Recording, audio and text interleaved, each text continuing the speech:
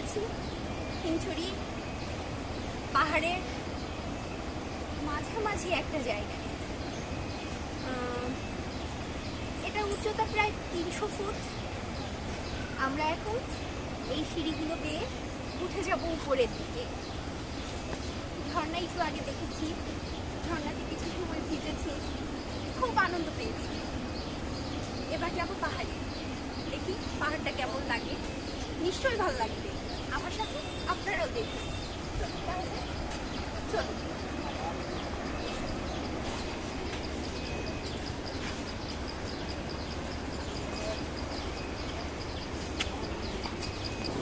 কিছুটা অতিক্রমে করে এলাম, বেশ হাঁপিয়ে গিয়েছি, তারপরে থামছি না, যাবো পাহাড়ে।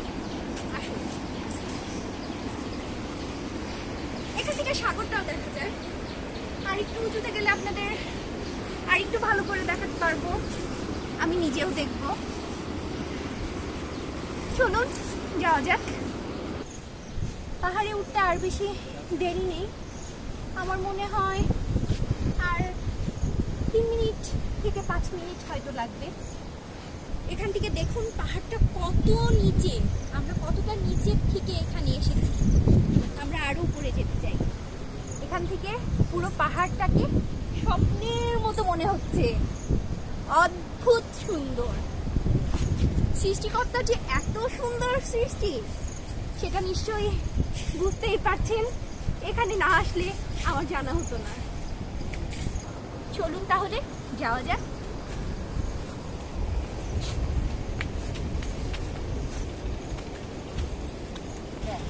বন্ধুরা, আমরা চলে এসেছি ঠিক 300 ফুট উপরে। এখান থেকে কি অদ্ভুত সাগর দেখা যাচ্ছে। সাগরটা যে আসলে কতটা বড় হতে পারে আমার ধারণা নেই, তবে এখানে আসার পরে মনে হচ্ছে পৃথিবীটা সত্যি অসাধারণ। পুরোটা দেখা যায় এখান থেকে, এক পাশে সাগর আর এক পাশে পাহাড়। পাহাড়টা অন্যরকম সুন্দর।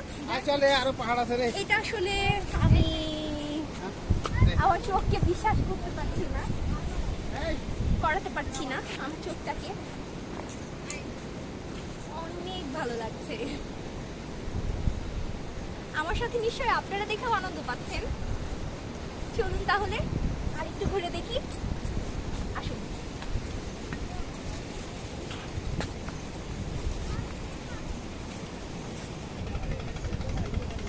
অবশেষে চলেই এলাম। এখান থেকে পুরোটা দেখা যায়। নিচের বাড়িঘরগুলো খুব ছোট ছোট মনে হচ্ছে। পাহাড়টা আরো আরো অনেক এবার হয়তো শেষ নেই। শেষটা কোথায় আমি ঠিক জানি না। আর কি যে বলবো, আমি আসলে ভাষায় প্রকাশ করতে পারছি না। আমার প্রাণটা ভরে গেছে এখানে এসে। আপনারাও আসবেন, নিশ্চয়ই ভালো লাগবে। আর একটু সাগরটাকে দেখি।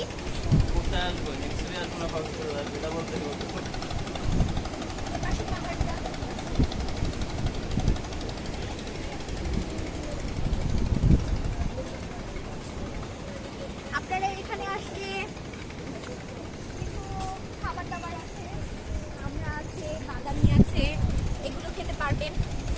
আমিও এখন খাবো। আর এখন আপাতত বিদায় নেব। ঠিক আছে, টাটা।